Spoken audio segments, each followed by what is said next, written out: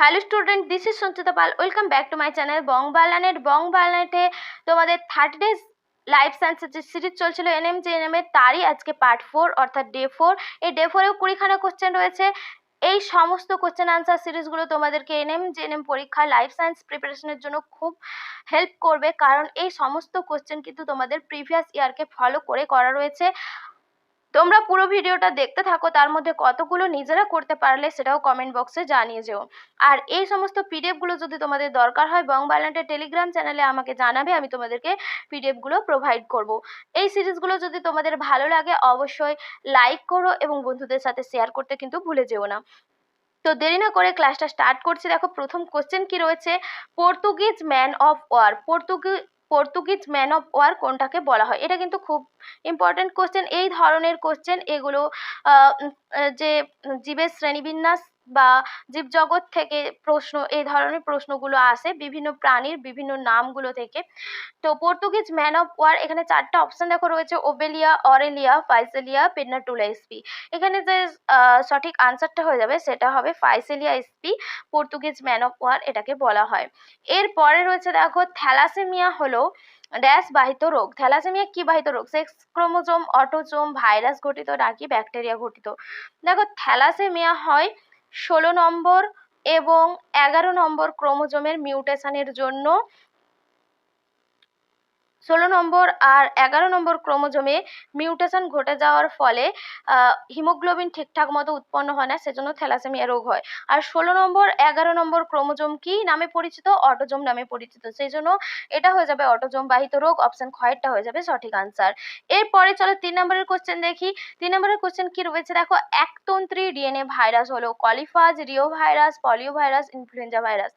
একতন্ত্রী DNA virus হলো coliphage. Option কয়েরটা হয়ে যাবে সঠিক আনসার। এরপরে 4এর কোশ্চেনটা রয়েছে দেখো, ক্যারোটিন রঞ্জক পদার্থ কোন মূলে পাওয়া যায়? ক্যারোটিন রঞ্জক পদার্থ র্যাফলেসিয়া, আর্নোল্ডি, ডাউকাস ক্যারোটা, অ্যালড্রোভান্ডা ভেসিকুলোসা, টিরো টাইরোস্পোরা কর্ডিফোলিয়া। এখানে যে ক্যারোটিন রঞ্জক পদার্থ, আমরা জানি যে কোনো কমলা জাতীয় ফল বা সবজিতে এই ক্যারোটিন রঞ্জক পদার্থ থাকে। তো এখানের মধ্যে যেটা হয়ে যাবে মূল, গাজর একটা মূল, সেই গাজরে কিন্তু ক্যারোটিন রঞ্জক পদার্থ পাওয়া যায়। এখানে গাজরের বিজ্ঞানসম্মত নামটা তোমরা জানলেই উত্তরটা করতে পারবে। তাহলে গাজরের বিজ্ঞানসম্মত নাম অপশন খয়েরটা হয়ে যাবে সঠিক আনসার, ডাউকাস ক্যারোটা। এরপরে 5এর কোশ্চেনটা রয়েছে দেখো, হেপারিন ক্ষরণকারী শ্বেত রক্তকণিকাটি কোনটি? Neutrophil, eosinophil, monocyte, basophil. দেখো হেপারিন কি কাজ করে? আমাদের যে রক্তবাহ রয়েছে অর্থাৎ শিরা ও ধমনী, শিরা ধমনীতে আমাদের কোনোদিন রক্ত জমাট বেঁধে যায় না। শিরা ধমনীতে রক্ত যেমন তরল পদার্থ সেরকম তরলই থাকে। তো এই শিরা ধমনীতে রক্তকে জমাট বাধা দেয় এই হেপারিন রঞ্জক পদার্থ। শিরা ধমনীতে রক্তকে জমাট বাঁধতে বাধা দেয়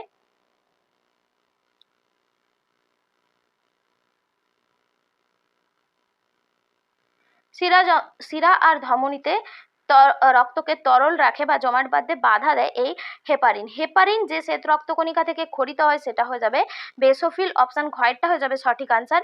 এরপরে দেখো বাকি যে অপশনগুলো রয়েছে তার মধ্যে নিউট্রোফিল আর মনোসাইট, এই দুটো কি করে? যে কোনো জীবাণুকে ধ্বংস করতে, ভাইরাস, ব্যাকটেরিয়া এই ধরনের জীবাণু শরীরে প্রবেশ করলে তাদেরকে ধ্বংস করতে সাহায্য করে নিউট্রোফিল আর মনোসাইট। আর ইওসিনোফিল অ্যালার্জি প্রতিরোধে সাহায্য করে ইওসিনোফিল। আর বেসোফিল হেপারিন নামক একটা রাসায়নিক পদার্থ ক্ষরণ করে, যেটা আমাদের রক্তবাহী রক্ত জমাট বাঁধতে বাধা দেয়। এরপরে রয়েছে দেখো, একটি প্রকল্পিত হরমোন ফ্লোরিজেন, অক্সিন, জিবরেলিন, ইথিলিন। প্রকল্পিত হরমোন কাদেরকে বলা হয়? যে সমস্ত হরমোনের কাজ জানা গেছে কিন্তু তাদের গঠন ঠিকঠাক জানা যায়নি, রাসায়নিক গঠন ঠিকঠাক জানা যায়নি।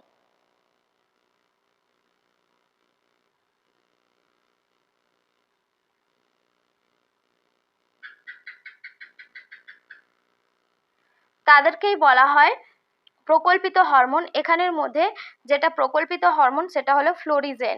ফ্লোরিজেনই একমাত্র প্রকল্পিত হরমোন যেটা ফ্লোরিজেন ফুল ফোটাতে সাহায্য করে, সেজন্য এর কাজটা জানি কিন্তু আমরা এর রাসায়নিক গঠনটা জানি না, সেই জন্য এটাকে বলা হয় প্রকল্পিত হরমোন। এরপরে রয়েছে 7 নম্বরের কোশ্চেন, দেখো খুবই ইম্পর্টেন্ট একটা কোশ্চেন, সুন্দরবনকে ওয়ার্ল্ড হেরিটেজ সাইট আখ্যা দেওয়ার কারণ কি? ব্যাঘ্র সংরক্ষণ, সুন্দরী গাছের প্রাচুর্য, জীববৈচিত্র্য, ম্যানগ্রোভ অরণ্য। এখানে দেখো তোমাদের যে অপশনগুলো দেওয়া রয়েছে সব অপশনগুলোই কিন্তু তোমাদের মনে হবে যে এই অপশনটা হতে পারে, তো সেই জন্য কনফিউজ হয়ে যায় অনেকে। তো এখানে যে প্রধান কারণটা হবে সেটা জীববৈচিত্র্য, সুন্দরবনের জীববৈচিত্র্যের জন্য এটাকে ওয়ার্ল্ড হেরিটেজ সাইট আখ্যা দিয়েছে ইউনেস্কো। এরপরে দেখো 8 নম্বরের কোশ্চেনটা কি রয়েছে, নাইট্রেট থেকে নাইট্রোজেন উৎপাদন হওয়ার প্রক্রিয়াকে কি বলা হয়? অ্যামোনিফিকেশন, নাইট্রিফিকেশন, ডিনাইট্রিফিকেশন, কোনোটাই নয়।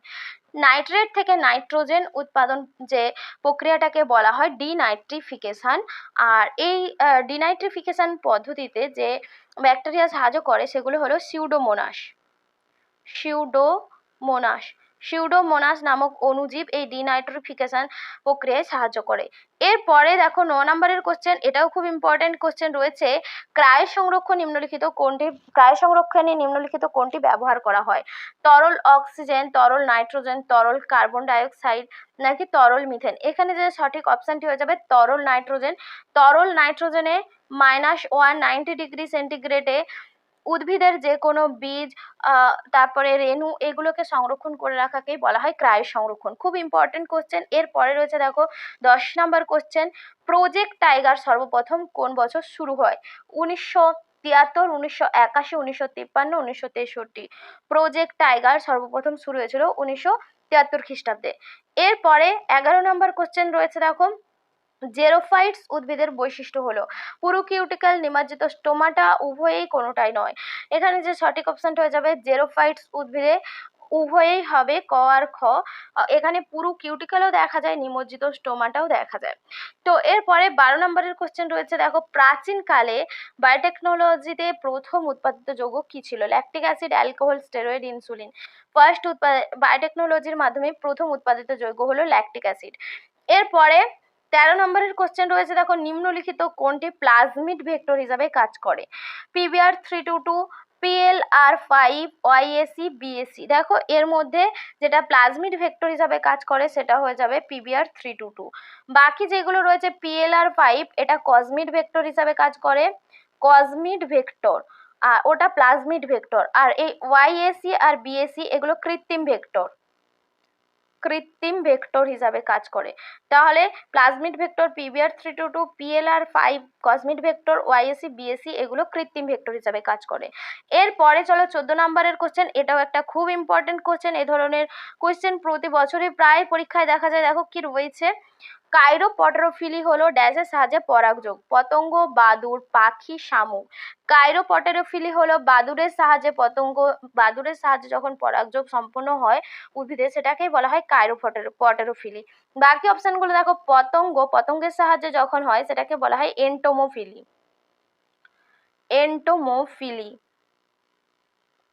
আচ্ছা, এরপরে রয়েছে পাখির সাহায্যে যদি পরাগযোগ হয় সেটাকে বলা হয় অর্নিথোফিলি।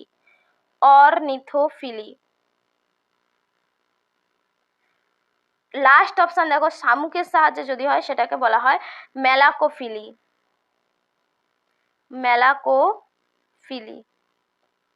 তো এই ছিল বাকি অপশনগুলো। এখানে চলো 15 নম্বর কোশ্চেনটা দেখে নিই। 15 নম্বর কোশ্চেন কি রয়েছে, ইমাস্কুলেশনের প্রধান উদ্দেশ্য? স্বনিষেক প্রতিহত করা, নিষেকে সাহায্য করা, উভনিষেক প্রতিহত করা, সবগুলোই। দেখো ইমাস্কুলেশনের প্রধান উদ্দেশ্যই হলো স্বনিষেক প্রতিহত করা। কারণ ইমাস্কুলেশনে আমরা দেখেছি এখান থেকে উভলিঙ্গ ফুল থেকে যদি পুংস্তবকটাকে কেটে ফেলে দেওয়া হয় সেটাকেই বলা হয়, সেই পদ্ধতিটাকেই বলা হয় ইমাস্কুলেশন। তাহলে এখানে যদি উভলিঙ্গ ফুল থেকে পুংস্তবকে কেটে ফেলে দেওয়া হয় তাহলে ওখানে স্বনিষেক হতে পারবে না, উভনিষেক হবে। ইতর পরাগযোগ হবে, স্বনিষেক ঘটতে পারবে না, তখন ইতর পরাগযোগ সম্পন্ন হবে। সেই স্বনিষেককে প্রতিহত করার জন্যই কিন্তু ইমাস্কুলেশন প্রধান উদ্দেশ্য। এরপরে 16 নম্বরের কোশ্চেন, এটাও খুব একটা ইম্পর্টেন্ট কোশ্চেন রয়েছে। দেখো, অ্যামনিওসেন্টেসিস প্রক্রিয়ার মাধ্যমে কি জানা যায় বা কি করা যায়? ভ্রূণের লিঙ্গ নির্ধারণ করা যায়, জিনগত ত্রুটি জানা যায় ভ্রূণের মধ্যে, ভ্রূণকোষের ক্রোমোজোমের সংখ্যা জানা যায়, ওপরের সবগুলোই। অ্যামনিওসেন্টেসিস প্রক্রিয়ার মাধ্যমে যেটা, যখন ভ্রূণ মাতৃগর্ভে থাকে তখন ভ্রূণ একটা তরলের ওপর ভেসে থাকে, সেই তরলটাকে বলা হয় অ্যামনিওটিক তরল, আর যে গহ্বরের মধ্যে ভ্রূণ থাকে সেটাকে বলা হয় অ্যামনিওটিক গহ্বর। এই অ্যামনিওটিক গহ্বরের মধ্যে অ্যামনিওটিক তরল বা ফ্লুইড থাকে, তার মধ্যে ভ্রূণটা ভেসে থাকে। আর এই ওই তরলটাকে নিয়ে যদি টেস্ট করা হয় তাহলে সেখান থেকে আমরা ভ্রূণের লিঙ্গও নির্ধারণ করতে পারি, ভ্রূণের মধ্যে যদি কোনো জিনগত ত্রুটি থাকে সেটাও জানতে পারি, ভ্রূণ কোষের মধ্যে ক্রোমোজোম সংখ্যাও জানতে পারি। এখানে যে সঠিক অপশন হয়ে যাবে ওপরের সবগুলোই হবে। 16 নম্বর কোশ্চেন। এর পরে রয়েছে দেখো 17 নম্বর কোশ্চেন, এইচআইভি ভাইরাস আক্রমণ করে টি হেল্পার সেল, হেল্পার টি সেলকে, বি সেলকে, অনুচক্রিকাকে, লোহিত রক্তকণিকাকে। এইচআইভি হিউম্যান, যেটা এইচআইভি ভাইরাস, এটা হেল্পার টি সেলকে আক্রমণ করতে সাহায্য করে। ঠিক আছে, এর পরে রয়েছে দেখো 18 নম্বর কোশ্চেন, খুব ইম্পর্টেন্ট কোশ্চেন। নিম্নলিখিত প্রক্রিয়াগুলির মধ্যে কোনটি টেস্ট টিউব বেবি উৎপাদনের ক্ষেত্রে ব্যবহার করা হয়? Gift, ICSI, IUI. এখানে যে সঠিক অপশনটি হয়ে যাবে সেটা হয়ে যাবে অপশন খ। এরপরে দেখো 19-এর কোশ্চেনটা রয়েছে, জিনের গাঠনিক ও কার্যকরী স্বতঃস্ফূর্ত পরিবর্তনকে কি বলা হয়? প্রকরণ, লিঙ্কেজ, অ্যালিলোমর্ফ, মিউটেশন। এখানে যে সঠিক অপশনটি হয়ে যাবে মিউটেশন বলা হয় জিনের গাঠনিক আর কার্যকরী স্বতঃস্ফূর্ত পরিবর্তনকে। এরপরে 20 কোশ্চেন, আজকের লাস্ট কোশ্চেন রয়েছে দেখো, নিচের কোনটি ডারউইনের মতবাদ নয়? প্রাকৃতিক নির্বাচন, যোগতমের উদ্বর্তন, জেনেটিক ড্রিফট, বাঁচার সংগ্রাম। এখানে ডারউইনের মতবাদ নয়, যেটা হয়ে যাবে সেটা হয়ে যাবে জেনেটিক ড্রিফট। ডারউইন কিন্তু এই জেনেটিক ড্রিফট এই কথাটি বলেনি, বাকি অপশনগুলো সবই ডারউইনের মতবাদ। তো এই ছিল তোমাদের 20খানা প্রশ্ন, তার সাথে কিছু এক্সট্রা ইনফরমেশন। ক্লাসটা তোমাদের কেমন লাগছে অবশ্যই কমেন্ট করে জানিও। ভালো লাগলে আবারও বলছি বন্ধুদের সাথে শেয়ার করে দিও, কারণ তোমরা যত শেয়ার করবে ভিডিও দেখবে ততই কিন্তু এরকম ধরনের আরও নতুন নতুন ভিডিও বানানোর জন্য আমি মোটিভেশন পাবো, আর তোমাদেরকে পড়াশুনো করার জন্য আমিও মোটিভেশন দিতে পারবো। তো আজকে এতটাই, পরের ক্লাসে আবার দেখা হচ্ছে, ততক্ষণ সবাই খুব ভালো থেকো, সুস্থ থেকো, টাটা।